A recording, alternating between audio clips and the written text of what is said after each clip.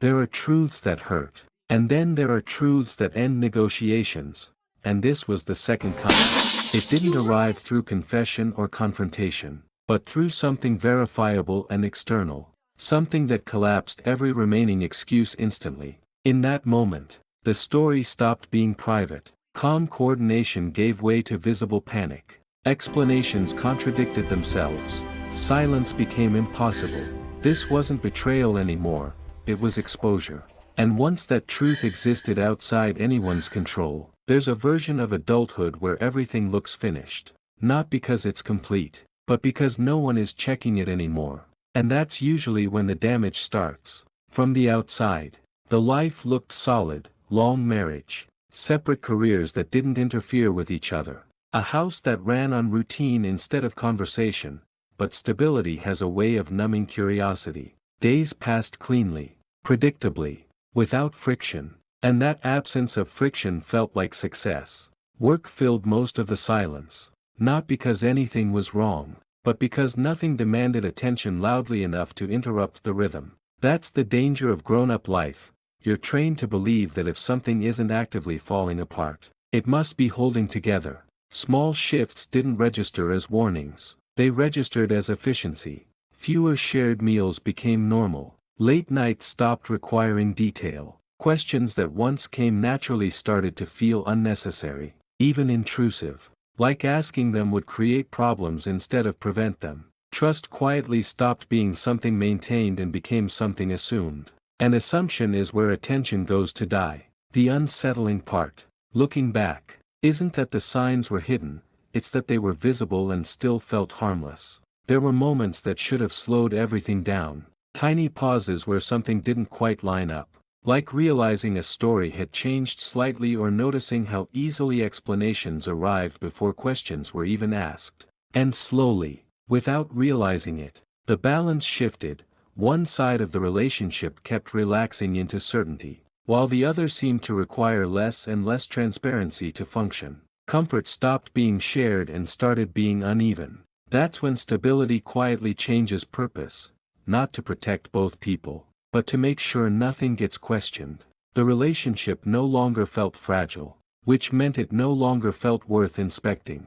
And that false sense of security began absorbing things it shouldn't have: details, inconsistencies, decisions that were being made elsewhere. The cost of that belief wasn't emotional yet, it hadn't reached that stage, but it was already forming, attaching itself to routines, plans, and assumptions that only worked if both people were living the same version of the truth. That's the part no one warns you about.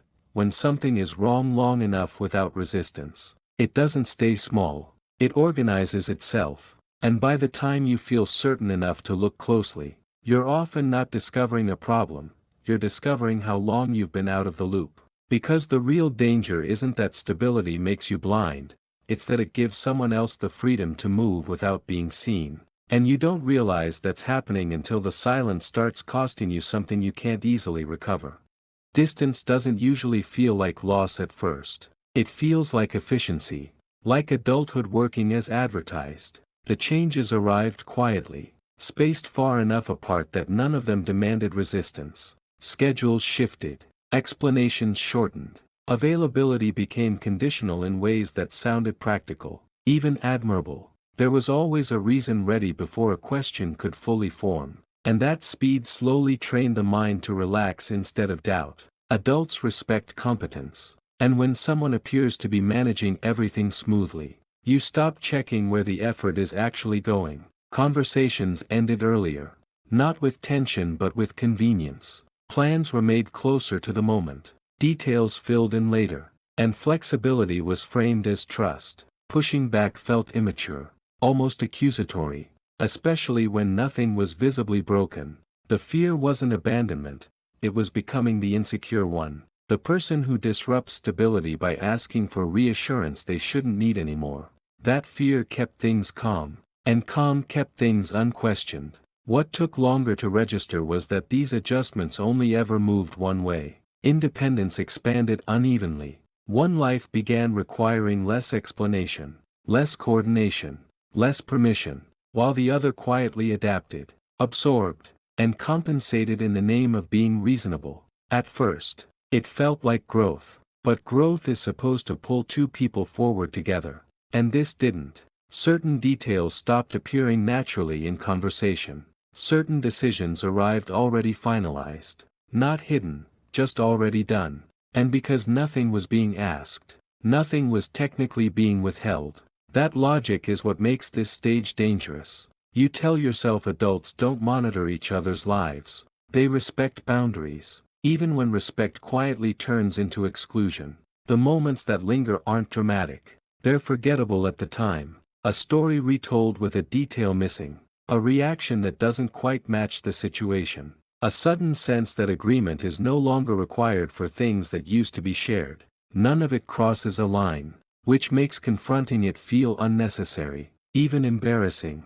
Stability still exists, but it's no longer mutual, it's functional. It keeps routines intact, bills paid, appearances smooth, and that surface order disguises a deeper shift. Decisions are being made elsewhere, consequences accumulating silently. This is where the momentum starts. Once explanations stop being needed, reversals become disruptive. Once coordination fades, regaining it would require confrontation. And confrontation would mean admitting that something has been wrong long enough to matter. That realization is usually delayed on purpose. You begin trusting the version of events that demands the least disruption. Because questioning now would mean acknowledging how much has already changed without your consent. Awareness starts lagging behind reality. And that gap doesn't stay theoretical, it fills with assumptions, with borrowed trust, with plans you didn't help shape but will still be affected by. Because the real warning isn't that things changed, it's that they changed without resistance. And once a life starts moving forward without requiring your involvement, catching up is no longer a conversation, it's a collision waiting to happen. The most unsettling part isn't realizing something might be wrong, it's noticing how quickly your mind rushes in to explain why it can't be. Doubt doesn't arrive loudly at this stage. It shows up as irritation directed inward. A subtle annoyance at your own thoughts for interrupting the order of things. You start correcting yourself before questioning the situation, reminding yourself that adulthood requires emotional discipline. That reacting without proof is how people ruin stable lives. Every uneasy feeling gets filtered through a new rule. If you can't clearly justify it, then it doesn't deserve space. That logic feels responsible. It keeps routines intact and prevents unnecessary conflict. But slowly, without realizing it, your attention shifts away from observing what's happening and toward managing how you interpret it. You stop asking what changed and start asking why you're suddenly sensitive to change at all. That's where self-awareness turns into self-silencing.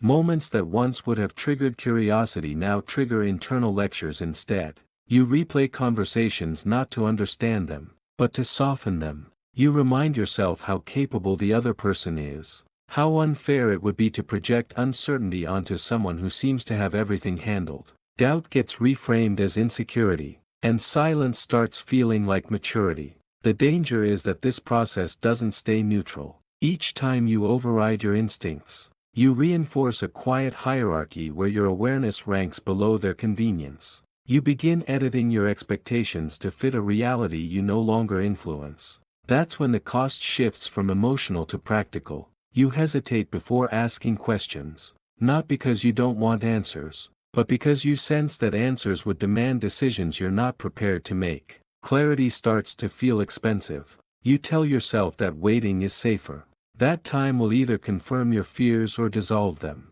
But time isn't neutral here, it's active. While you're delaying, outcomes are forming without your input. There are brief moments when the gap becomes visible, when something almost slips past the filters you've built. A pause that lingers too long. A response that arrives a little too polished. In those seconds, your body reacts before your reasoning catches up, and you feel the urge to ask something direct, something irreversible, and then you don't. You think about what you'd risk if you're wrong, about how much disruption clarity might cause, and you choose coherence over truth. The relationship keeps functioning, which becomes your proof that you're handling things correctly. But functioning isn't honesty. It's just quiet continuity. And the longer you maintain that continuity, the harder it becomes to interrupt it without consequences. Doubt doesn't disappear. It relocates. It settles into your routines, into the way you start bracing yourself for reasons you can't name. You're no longer just missing information, you're actively protecting a version of reality that feels safer than the one forming underneath it. And once that pattern locks in, it stops being about trust altogether. Because the moment you start preserving calm instead of demanding clarity, you're not postponing the truth, you're allowing it to take shape without you. And whatever comes next won't wait for your readiness. The shift didn't arrive with emotion or confrontation. It arrived through information that existed independently of readiness. There was no argument, no raised voice, no dramatic discovery, just a single external interruption that bypassed routine entirely. It came in the form of something tangible, something recorded, something that didn't require interpretation to be real. A message, a document, a trace of activity that wasn't meant to explain itself, only to exist. And once it did, the illusion of choice disappeared. This wasn't suspicion or intuition anymore. It was material reality pressing forward without waiting for emotional alignment. The calm that had been carefully preserved didn't collapse, it simply stopped mattering. Whatever protection silence had been offering expired instantly. Because this wasn't something that could be reasoned away internally. It didn't ask how you felt. It didn't adapt to timing. It existed on its own terms. The realization wasn't explosive. It was heavy, settling in with a weight that changed how everything else registered. In that moment, all the narratives that once kept things manageable lost their usefulness. You could no longer choose coherence over clarity because clarity had already arrived, fully formed, without consultation.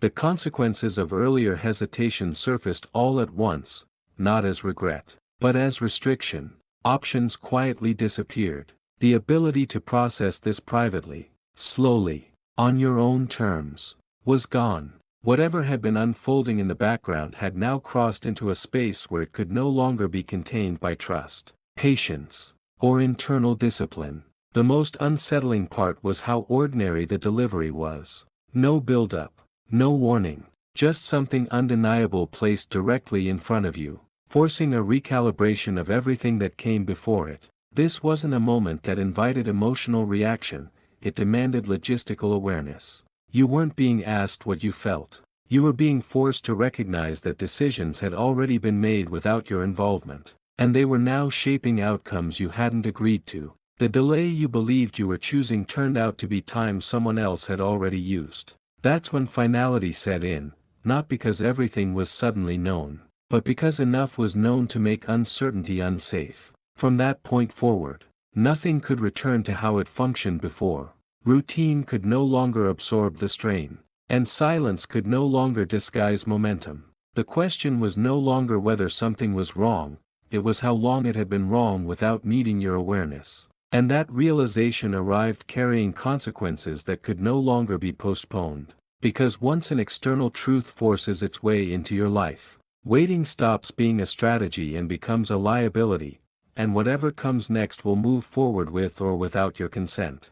Once the external interruption landed, everything slowed in a deliberate way, not because nothing was happening, but because acting too soon would have meant losing control of what little clarity existed. This wasn't the stage for confrontation or emotional release. It was the stage for restraint. The instinct to ask questions surfaced immediately, sharp and urgent, but it was overtaken by a quieter realization: answers given under pressure are shaped to manage fallout, not expose structure. So instead of reacting, attention shifted outward. Ordinary moments began carrying different weight. Conversations weren't engaged for reassurance anymore.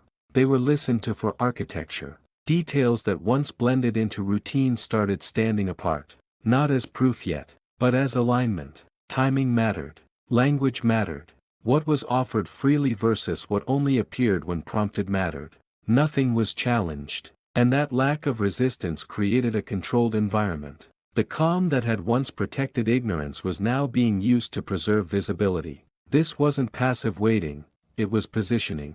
The hardest part was resisting the urge to restore balance. Adults are conditioned to smooth tension quickly, to normalize discomfort before it spreads. But restoring balance now would erase information that was still arranging itself. So routine stayed intact, tone stayed neutral, reaction stayed measured, and slowly, patterns stopped feeling accidental. Explanations covered the present cleanly but left consistent gaps in the past. Certain subjects were handled with unusual precision, while others remained vague in ways that suggested they weren't meant to be revisited. This is where the difference between secrecy and omission becomes visible. Secrecy hides. Omission relies on you not asking. And once questions stop, omission becomes efficient. The awareness forming wasn't emotional, it was logistical. Time allocation, availability shifts. Decisions framed as inevitable rather than mutual. Each detail alone meant little, but together they suggested something organized. That realization changed the purpose of watching. It was no longer about understanding what had happened. It was about determining what could be proven if needed. Silence became a tool, not a shield. Without resistance, behavior stabilizes. Without challenge, routines solidify.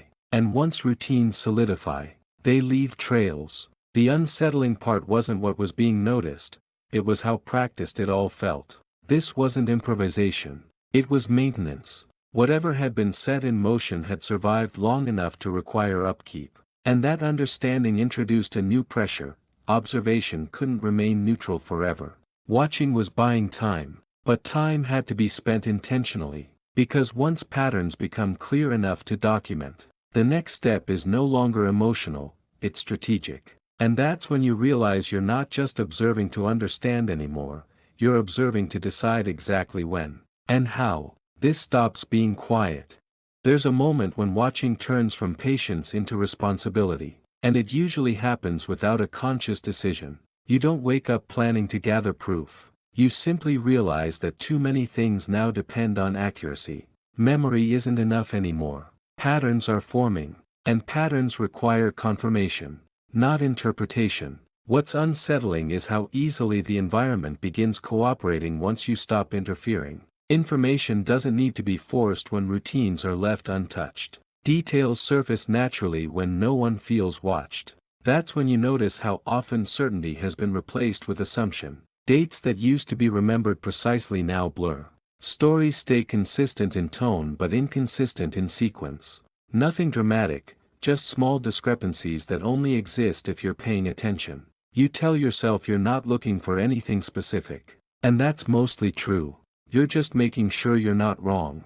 That justification matters, because it keeps your actions measured. You're not accusing, you're verifying. There's a difference. Verification feels reasonable, almost boring, which is why it works. You start noticing how documentation appears unintentionally, receipts, timestamps, calendar entries that don't quite align with the explanations you've been given. Not proof yet, but friction. And friction is enough to slow denial. The discipline is not reacting when something clicks into place. Reacting would change behavior. It would close the system. So you stay still. You let days pass. You let routines repeat. And repetition does something revealing. It turns coincidence into structure. Once something happens the same way twice, you can stop calling it accidental. This is where the emotional stakes begin shifting quietly. You realize that whatever is unfolding isn't fragile. It doesn't depend on your mood or attention.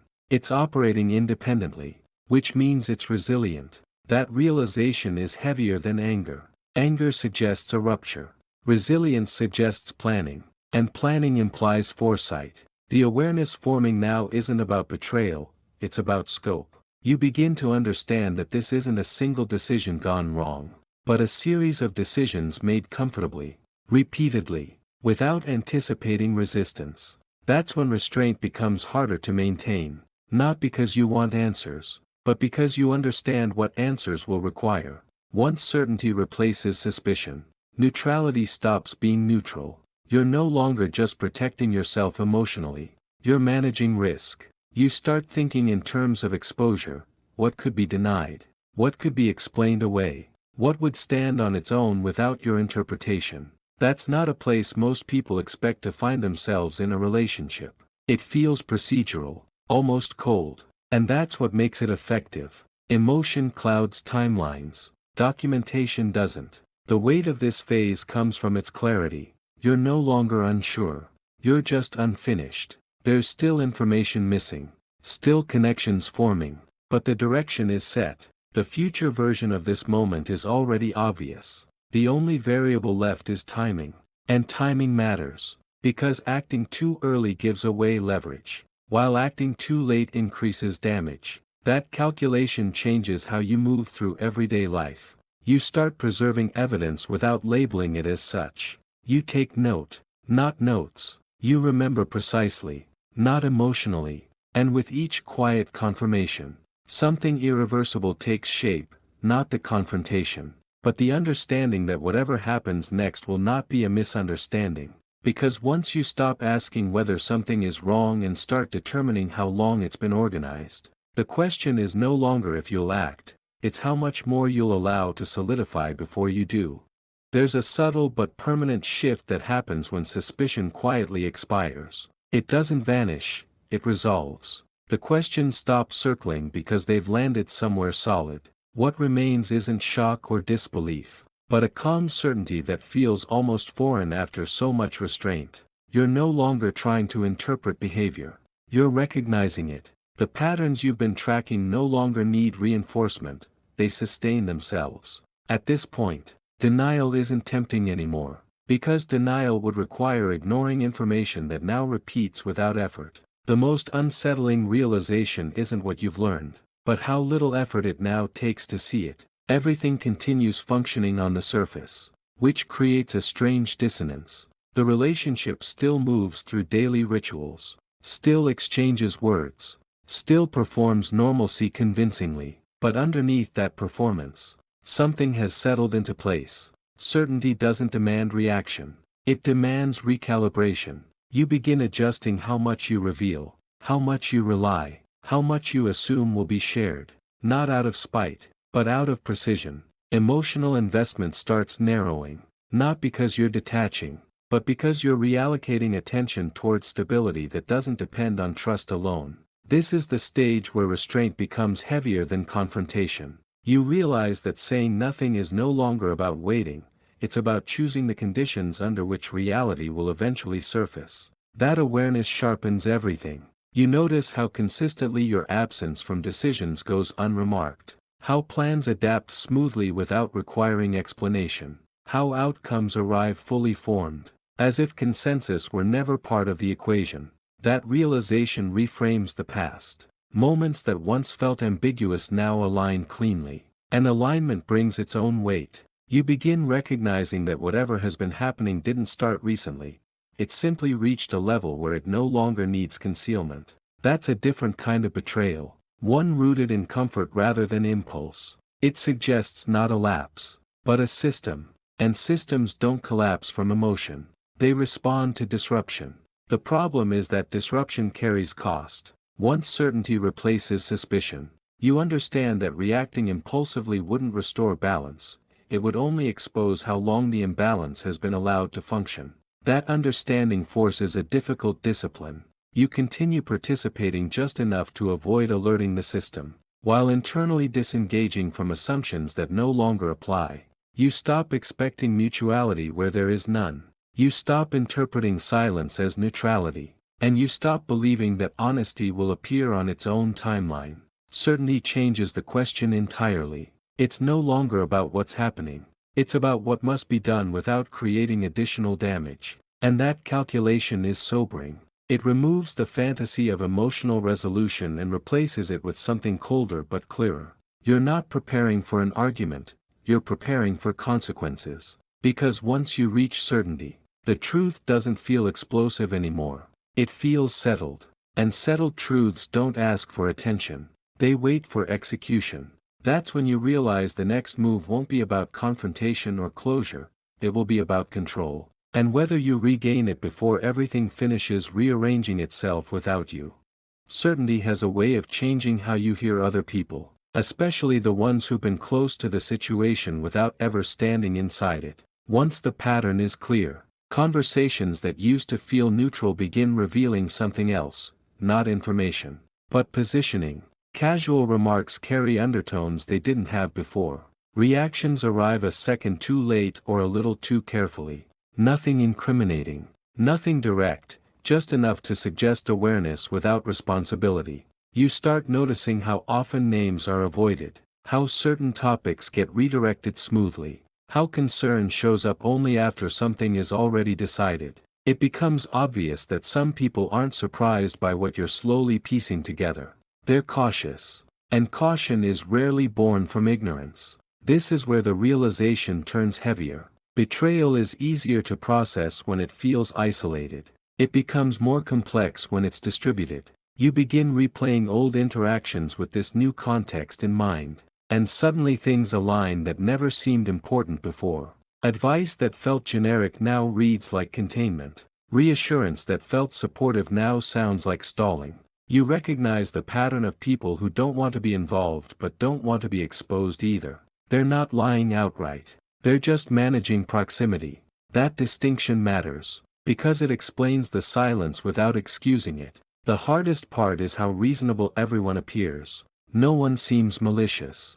No one seems urgent. They behave as if time is abundant, as if waiting is harmless. But waiting serves someone, and it's rarely the person being kept in the dark. You start to understand that information didn't just move away from you, it circulated around you. Decisions weren't made in isolation. They were buffered by familiarity, normalized through repetition, softened by shared narratives that didn't include you as an equal participant. That knowledge changes the emotional equation. It's no longer just about trust between two people. It's about the environment that allowed trust to be misused. You feel the pressure to confront not just one person, but an entire web of quiet consent. And that's overwhelming. Because confrontation would force people to choose sides they've avoided choosing so far. This is where anger would be easier than clarity. But clarity is more dangerous. You realize that exposing what you know too soon wouldn't just trigger denial, it would trigger coordination. Stories would align, gaps would close, and whatever leverage existed would evaporate. So you stay quiet, not because you're uncertain, but because you're suddenly very aware of how many people benefit from your uncertainty. That realization reframes your silence again. It's no longer patience or observation, it's containment. You're holding information in a system that has been holding you at arm's length. And the longer you hold it, the more you see how deeply embedded the behavior is. This didn't happen in secret. It happened in plain sight, protected by familiarity and the assumption that you'd never look closely enough to connect the dots. Because when you realize that others already knew, the betrayal stops being personal and becomes structural, and once a structure is visible, dismantling it requires precision, not emotion. The visit wasn't planned as an intervention. It arrived framed as something ordinary, almost casual, which is what made it destabilizing. There was no announcement, no warning tone, just presence, sudden enough to interrupt routines that had grown comfortable. From the outside, nothing looked different. Conversation stayed polite, timing stayed reasonable, but something shifted the moment the visit began. Not emotionally, but structurally. The rhythm changed, explanations shortened, movements became slightly more deliberate, as if certain habits were being paused rather than abandoned. You noticed how carefully information was managed in real time. What was said, what was avoided, what was deferred for later. The most revealing part wasn't anything that was spoken directly, it was the way certain topics now required coordination. Small glances, adjusted phrasing, silence where there should have been familiarity. It became clear that this presence altered more than just the atmosphere. It altered the rules. And that realization sharpened everything. This wasn't a coincidence or an inconvenience. It was a variable that exposed how practiced the system had become. You weren't witnessing conflict. You were witnessing containment. The visitor didn't accuse or interrogate. In fact, they said very little that mattered on the surface. But their awareness was visible in the pauses, in the careful neutrality, in the way they observed without needing explanation. There was a shared understanding operating beneath the conversation. One that didn't include you as an equal participant. That's when the imbalance stopped being theoretical. You realized this wasn't just about what you didn't know, it was about who had already adjusted to living with it. The dynamic felt older than you expected, as if it had been stabilized long before you noticed the shift. That's what made it unsettling. Whatever had been happening wasn't new. It was being maintained. The visit acted like pressure applied to a structure that had learned how to hold itself together. Instead of collapsing, it revealed its supports. You saw how quickly narratives adapted, how seamlessly attention redirected, how easily the visitor was accommodated without disruption. No one seemed nervous. They seemed prepared. And preparation implies rehearsal. That awareness reframed everything that came before. The silence, the omissions, the quiet coordination. None of it was accidental. It had been tested. The visit didn't provide answers. It clarified stakes. It showed you that you were no longer just observing behavior. You were observing alignment. This wasn't a personal lapse unfolding in real time. It was a configuration that had already accounted for exposure. And once you understand that, the emotional response changes. Fear gives way to focus. You stop wondering what the truth is and start assessing how much of it is already shared without you. The visit ended the way it began, politely, uneventfully, but the space it left behind was different, heavier, sharper. The routines resumed, but they no longer felt spontaneous. They felt reinforced. And that was the turning point. Because you didn't walk away from that visit with more information, you walked away with confirmation that whatever was happening had survived scrutiny before. And that meant the next discovery wouldn't come from watching patterns. It would come from uncovering what the patterns were built to protect. The discovery didn't arrive through confrontation or confession. It surfaced quietly, almost accidentally, the way truths often do when they've been buried under routine long enough to feel safe. It wasn't dramatic at first glance, just information that didn't belong where it was found. A document, a record, a detail that existed independently of explanation. And that independence is what made it destabilizing. There was no tone to interpret, no emotion to manage, no story attached yet, just something factual, sitting where it shouldn't have been, unchanged by intention. At first, the instinct was to contextualize it emotionally, to ask what it meant for the relationship, for trust, for loyalty, but that instinct collapsed almost immediately, because this wasn't emotional information, it was operational. It pointed to activity that required planning, coordination, and time. It suggested systems, not impulses. As you followed the trail carefully, dates, names, transactions, the scale began to emerge, and with it, a different kind of clarity. This wasn't about secrecy for intimacy's sake. It was about leverage. Resources were being moved. Identities were being positioned. Decisions were being made that didn't just bypass consent, they redefined ownership. That's when the story stopped being about betrayal in the familiar sense. Cheating, as painful as it is, exists within emotional boundaries. This didn't.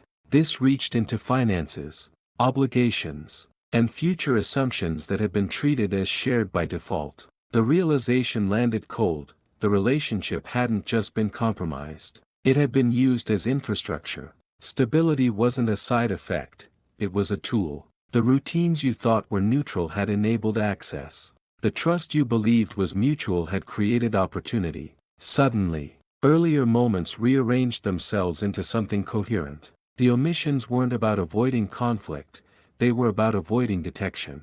The calm wasn't emotional maturity, it was cover. Even the patience you'd practiced took on a different meaning. It hadn't delayed the truth, it had allowed it to mature. What unsettled you most wasn't the discovery itself, but how cleanly it explained everything else. The asymmetry, the coordination, the preparedness during exposure. None of it required imagination anymore. It required containment. This wasn't a situation spiraling out of control. It was one being managed. And that management came with intent. You realized then that reacting emotionally would be a mistake. Emotion would reduce this to a narrative problem when it was clearly a structural one.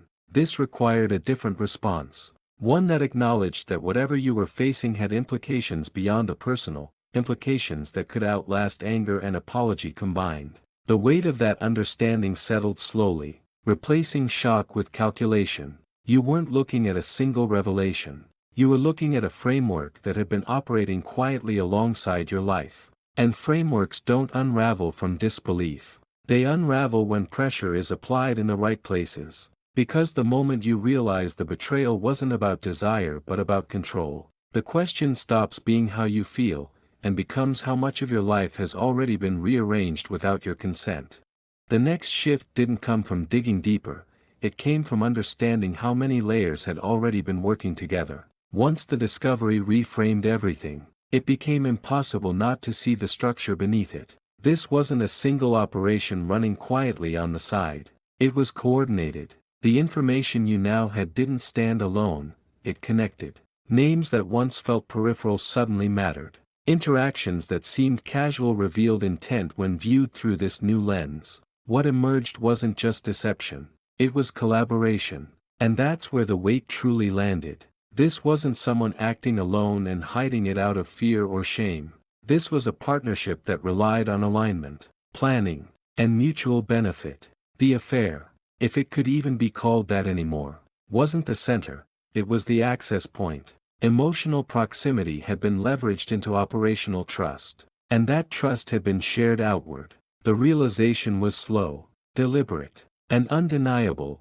What you were uncovering required more than secrecy. It required agreement. Someone else had known enough to participate without asking questions that would have disrupted the flow. And that meant the betrayal wasn't confined to one relationship, it extended into shared decisions that affected your future without your knowledge. This is where the story stops feeling personal and starts feeling systemic. You weren't dealing with lies meant to protect feelings. You were dealing with coordination meant to protect outcomes. Financial movements made more sense. Timing made more sense. Even the confidence during moments of exposure made sense now. Confidence comes from backup. From knowing that if one explanation falters, another system absorbs the pressure. That understanding reframed the emotional damage entirely. It wasn't about being replaced, it was about being used. Stability had been repurposed as cover. Reliability as camouflage. The partnership thrived because it didn't need chaos. It needed consistency. And consistency had been provided willingly, unknowingly, by you. The hardest part wasn't the anger, it was the clarity. You could now see how decisions had been split, intimacy handled privately, logistics handled jointly, consequences deferred indefinitely. The structure had accounted for delay, denial, and even discovery. What it hadn't accounted for was full visibility. And visibility changes leverage. Once you recognize a partnership operating behind your back, silence becomes dangerous in a different way. Not because you're unsure, but because every additional day allows the structure to keep benefiting from your inaction. This is the point where observation stops being protective and starts being complicit. You're no longer gathering information to understand, you're deciding how much more damage you're willing to absorb before intervening.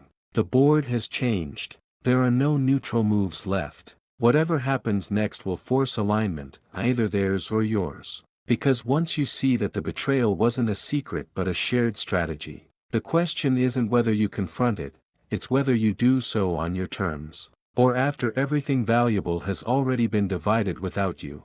Silence doesn't fail all at once. It erodes. The shift is subtle at first, almost easy to ignore, until you realize that what once bought time is now costing it. The structure that thrived on calm begins demanding responses, not because anyone is panicking yet, but because systems eventually require upkeep. Deadlines appear without announcement. Requests arrive framed as routine. Paperwork circulates that assumes agreement you never gave. None of it is hostile, and that's what makes it dangerous. Politeness becomes pressure. You notice how often your absence from decisions is treated as consent. How quickly things move forward once they no longer wait for you to weigh in. This is where silence turns from strategy into exposure.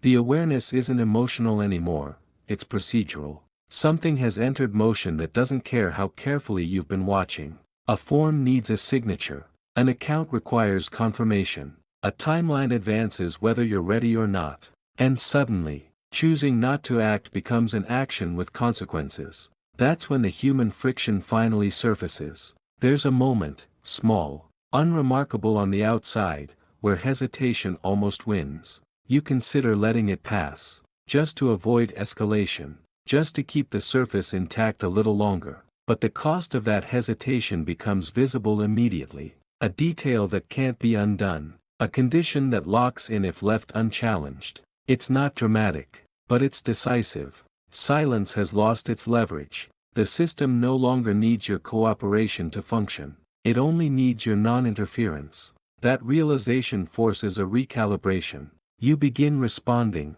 not emotionally, not confrontationally, but precisely. Questions are asked that require answers. Clarifications are requested that can't be smoothed over. The calm tone remains, but its purpose changes. It's no longer hiding observation. It's asserting presence. That shift creates resistance. You feel it in delays, in sudden defensiveness, in explanations that overcompensate. Others begin reacting where before they moved freely. The equilibrium breaks. And when it does, you see just how much it depended on your silence. The consequences start surfacing in small ways first. Tension appears where there was once ease. Communication becomes careful. Third parties start paying attention. Nothing has exploded yet, but the environment has changed. The structure is adjusting to interference. And structures under adjustment reveal stress points. You realize then that you've crossed a threshold. There's no returning to observation. Whatever happens next will be shaped by what you do, not what you withhold. The calm you've maintained hasn't disappeared, it's been repurposed. Now it functions as restraint under pressure instead of concealment under peace. And that's a more dangerous place to be, because others begin realizing they're no longer operating alone. Because once silence stops protecting you, the only thing that matters is whether you act before the consequences solidify into something you can't unwind. The first real pushback didn't come as anger or accusation. It came as refusal, polite, procedural, carefully worded, but firm enough to register as resistance. A request that should have been routine was delayed, then questioned, then quietly redirected. Nothing dramatic was said, but the shift was unmistakable. For the first time, something you initiated didn't move forward smoothly. It stalled, and stalls reveal more than motion ever does. The explanation offered was clean, almost rehearsed, framed as caution rather than obstruction. But caution only appears when risk has been identified. That's when you understood that intervention had been noticed. The structure you'd been observing was now responding. This wasn't panic yet, it was containment. The denial wasn't meant to stop you. It was meant to slow you down, to buy time, to reassert control over the pace. And that alone confirmed what mattered most. Your silence had been doing more work than anyone admitted. Once it lifted, even slightly, the system adjusted defensively. The response created a contradiction you couldn't ignore. What you were being told no longer aligned with what existed on record. Dates conflicted, assumptions unraveled. The tone stayed calm, but the logic didn't hold. That's when denial crossed a line. It stopped being an explanation and became a liability. Because liabilities require coverage, and coverage introduces stress. You could feel it in the tightening language, in the sudden insistence on procedure, in the way options narrowed instead of expanded. Someone had realized that cooperation was no longer guaranteed, and that realization forced choices. The most telling part wasn't the refusal itself, it was how quickly coordination fractured around it. Timelines slipped, responsibilities blurred, third parties hesitated instead of accommodating. The smoothness that once protected the operation disappeared the moment scrutiny entered the room. You didn't escalate, you didn't argue, you simply clarified, once, calmly, and let the contradiction stand. That restraint mattered. It prevented the story from being rewritten in real time.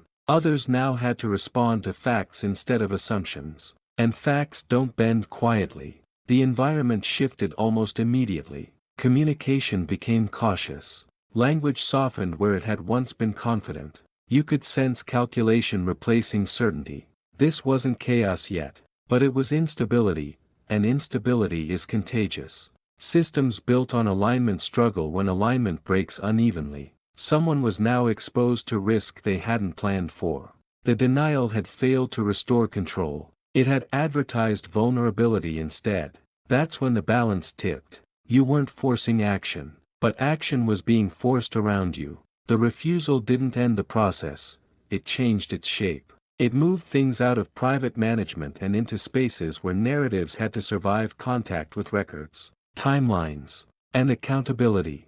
And once that happens, intent becomes visible whether anyone wants it to be or not. Because the moment denial replaces cooperation, the truth no longer needs to be uncovered, it only needs to be allowed to collide with what's already been put in writing.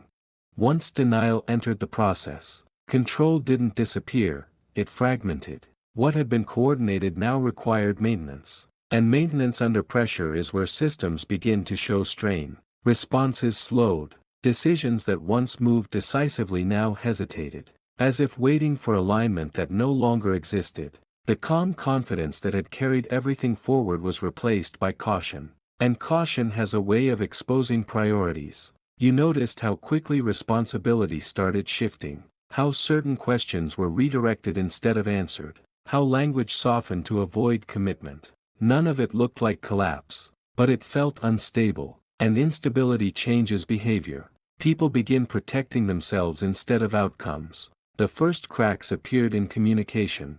Statements that had once been consistent now required clarification. Explanations arrived in layers, revised as new information surfaced. Not lies exactly, adjustments, but adjustments signal pressure. When narratives have to be updated repeatedly, it means they weren't designed to withstand scrutiny. The structure was still standing, but it was compensating. You could see it in the way coordination slowed, how third parties stopped assuming agreement, how timelines were suddenly treated as flexible rather than fixed. Flexibility is often framed as cooperation, but here it was avoidance. What mattered was no longer what was true, it was what could be delayed. That shift revealed something important. The system wasn't built to defend itself openly. It was built to function smoothly without challenge. Once challenged, it struggled to maintain coherence. You didn't push harder. You didn't raise your voice or demand answers. You allowed the inconsistencies to accumulate. That choice was deliberate. Pressure doesn't need to be loud when it's consistent. Every unanswered question became a marker. Every delayed response narrowed the space for plausible explanations. Others began reacting in ways they hadn't before. Tension surfaced where there had once been ease. Small mistakes appeared, miscommunications, assumptions made too early, details overlooked. These weren't catastrophic, but they mattered. They showed that attention was being divided. That confidence was thinning. The most revealing change wasn't external, it was relational. Support that had once felt automatic became conditional. Neutral parties started distancing themselves, not out of loyalty, but out of risk aversion.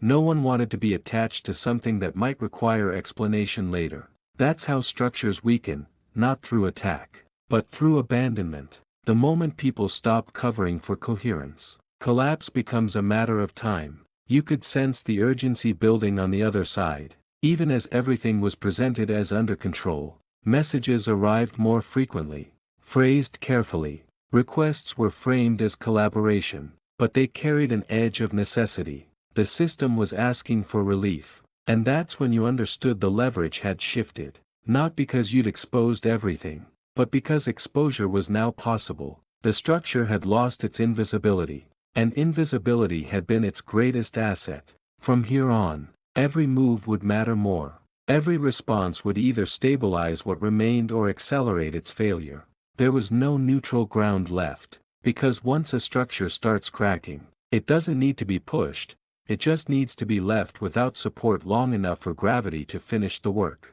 The rupture didn't arrive as a confrontation. It arrived as information that could no longer be absorbed quietly. There are truths that destabilize because they're painful. And then there are truths that destabilize because they change the math entirely. This was the second kind. It surfaced without ceremony, attached to a detail that shouldn't have existed at all, something verifiable, something external, something that didn't depend on interpretation. And the moment it became clear, the remaining structure failed at once. Not gradually, instantly, because this wasn't just another inconsistency or adjustment. It was a revelation that redefined who had been involved, how long, and to what extent. The story could no longer be framed as a private arrangement gone too far. It had crossed into shared consequence. Family lines blurred, loyalties inverted. What had once felt like a contained partnership now revealed a reach that was impossible to minimize. The realization landed with a physical weight, not shock, not panic, but a kind of clarity that silences everything else. This wasn't about betrayal layered on betrayal. It was about exposure of a pattern so entrenched that it had begun producing outcomes that couldn't be hidden, delayed, or negotiated away. The reactions came quickly after that, and they weren't controlled. The calm coordination collapsed into urgency. Explanations arrived too fast, contradicting themselves. Appeals were made that didn't exist before. The careful neutrality was gone, replaced by the unmistakable signs of damage control. Someone had miscalculated the limits of concealment. This was never supposed to surface like this. And now it had. What made this rupture decisive wasn't the emotional devastation, though that was real, it was the loss of narrative control. Once this truth existed outside private channels, it didn't belong to anyone anymore. It demanded response. Silence was no longer an option. It was an admission. Others were pulled in unwillingly, forced to react to a reality they'd helped ignore. The environment shifted from quiet avoidance to visible fracture. Relationships that had felt peripheral suddenly became central. Accountability stopped being theoretical. And with that shift came a final understanding. This was never going to end with reconciliation or explanation. It was going to end with consequences that couldn't be reversed. The betrayal had moved beyond secrecy into permanence. Whatever came next, legal decisions, familial fallout, reputational damage, was already in motion. This wasn't the end of the story, but it was the end of denial. The last illusion had broken, and nothing could be rearranged quietly anymore. Because once a truth emerges that no one can pretend not to see, control doesn't return to the person who planned best, it shifts to whoever is prepared to survive what comes next. Once denial collapsed, speed became dangerous, not because action was wrong, but because the wrong action could undo what clarity had finally secured. This phase wasn't about confrontation or exposure, it was about containment. The first decision was quiet and unremarkable on the surface, but decisive underneath. Nothing would be addressed emotionally until it was addressed structurally. That meant shifting focus away from explanations and toward protection. Access was limited, assumptions were challenged. Processes that had once moved on trust alone now required verification. None of this looked dramatic from the outside, which was exactly the point. Control doesn't announce itself when it's being reclaimed. It reasserts through boundaries that don't ask for permission.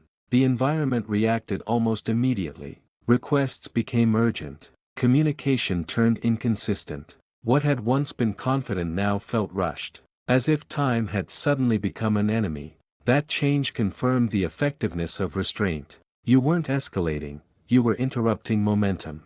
The counteraction wasn't loud, but it was comprehensive. Professional guidance replaced informal agreement. Documentation replaced memory. Silence was no longer used to observe, it was used to prevent further damage. And where silence ended, precision began. Questions were framed narrowly, requiring answers that could be checked rather than explained away. That alone shifted the balance. Others began reacting to limits they hadn't anticipated. Cooperation, once assumed, now had conditions. Access that had felt permanent became temporary. The system had been built to rely on continuity. Interruption forced it to adapt. And adaptation exposed weakness. What stood out wasn't resistance, it was miscalculation. The belief that things could be smoothed over no longer held. You could feel the urgency on the other side, the push to resolve things quickly, to settle emotionally, to return to something familiar. But familiarity had already proven costly. This phase required discipline, not closure. Every move was evaluated not by how it felt, but by what it preserved. That's where the human cost surfaced again. Acting with precision meant withholding reactions that would have felt deserved. It meant delaying satisfaction in favor of outcome. It wasn't comfortable, but it was effective. The chaos everyone expects during collapse happened, just not where you stood. Others scrambled to reframe, to negotiate, to regain narrative control. You stayed steady, not out of indifference, but because steadiness was now a strategy. The balance of power shifted quietly but unmistakably. Decisions that once bypassed you now required your involvement. Plans paused, processes slowed, accountability entered the room without fanfare. You weren't restoring what had been lost, you were redefining what could continue. And that distinction mattered. This wasn't recovery, it was repositioning. The future would be shaped by what you allowed from here forward, not by what had already been taken. The most important realization came last: control doesn't return all at once. It returns in increments, each boundary reinforcing the next. And once those boundaries hold, they don't need enforcement, they become the new conditions. Because the real counteraction isn't exposing the damage, it's ensuring that whatever happens next occurs within limits you define, not ones you inherit. When everything stopped moving, what remained wasn't relief or victory, it was stillness without tension. Not the kind that demands adjustment, but the kind that holds on its own. The days didn't suddenly feel lighter, but they became simpler. There was no longer a need to scan conversations for hidden meaning or to measure time by what might surface next. What survived this wasn't what had been defended the hardest. It was what never needed defending at all. Certain routines continued without effort, while others dissolved so completely they were barely noticed. That distinction mattered. It clarified which parts of life had been sustained by truth, and which had only been held together through management. Some relationships narrowed, not through conflict, but because their purpose expired once there was nothing left to contain. Others remained unchanged, almost unexpectedly, because they had never relied on performance or omission to function. What couldn't be rebuilt was the version of life that depended on ambiguity. That structure collapsed permanently, and there was no impulse to restore it. Rebuilding it would have required forgetting too much, pretending too carefully, and accepting a level of internal fracture that no longer made sense. The cost of clarity had already been paid. There were losses that didn't announce themselves loudly: access, assumptions, timelines that once felt implied, but their absence didn't create panic. It created space. Without the constant pressure to interpret or respond, attention returned to things that had been quietly postponed. Decisions no longer needed to be optimized for containment or fallout. They could be made plainly, even imperfectly, without calculation.